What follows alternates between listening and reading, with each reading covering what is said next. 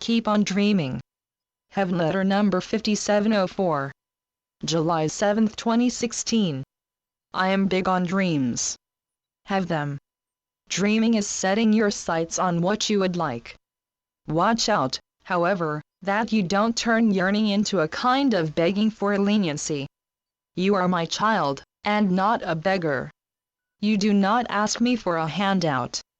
You do not put all your eggs in one basket. You are not hapless. You are not helpless. You have a will. When you say, God's will, not my will, this does not mean to accept poverty as your lot, for instance. For heaven's sakes, it is my will that you prosper. When you are in a desert and you are thirsty, you don't have time to theorize, to sit there wishing for a well of water to appear, so you get up to find water. I can work miracles. There is no doubt of that. At the same time, let it be your will to get up and seek water. Relying on me doesn't mean you just sit there as if you were incapable of getting up. Remind yourself that responsibility is not blame. Don't blame me for your troubles, and don't blame yourself, and don't blame anyone else. What you may be emphasizing in your mind likely needs an overhaul. If you focus on need and helplessness, odds are you will have need and helplessness. Be patient with life while you also come up with ideas. Go for a new vision. Go for a new compilation of how you could see differently when you choose to. Be open to new ways. Desire, yet not be limited to desire. Take some steps. It may be baby steps you take before you see a new horizon before you. Feel yourself taking hold of your life. Your appreciation of life is in your hands. Relying on me does not let you off the hook.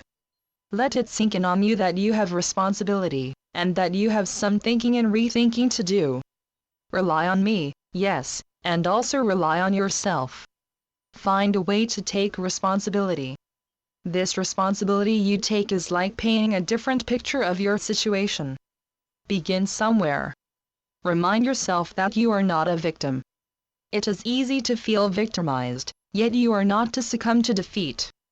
Get out of that mode. Get out of thinking, poor me. Think instead, when I change my thinking, I change my life. If you picture yourself a poor soul, how does that help you move on? It is for you to move on. If you are in the doldrums, walk out of them. Your thoughts preview your life.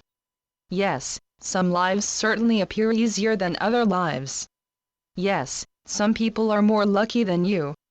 This is not the issue, dear ones. The issue is, what are you going to do to change your life now? The first thing to do is to change your thinking. Consider that you are competent. If you can get yourself into a dour situation, you can get yourself out of it. For every question you have, its answer lies within you. Find a way to not get caught up in misery.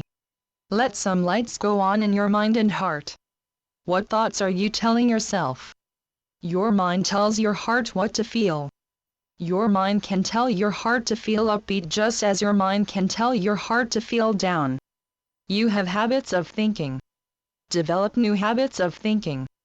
Off with the old, and on with the new. Clothes do not make the man. The tenor of your thoughts make the man and the woman and the little child. Oh, yes, even when you have no choice in the outer world, you have choice. Your life is not lived only on the surface. There is a deeper place where you live from. Look, life is not always an easy assignment. This is no secret. Let not your life be your cross to bear. Do not believe that you are meant to suffer. Suffering and sacrifice are not my will for you. Believe me. Go by me. Change what you take stock in. See how you feel. See how you silently create possibilities and make them come true. Channeled by Gloria Wendroff. Heavenletters.org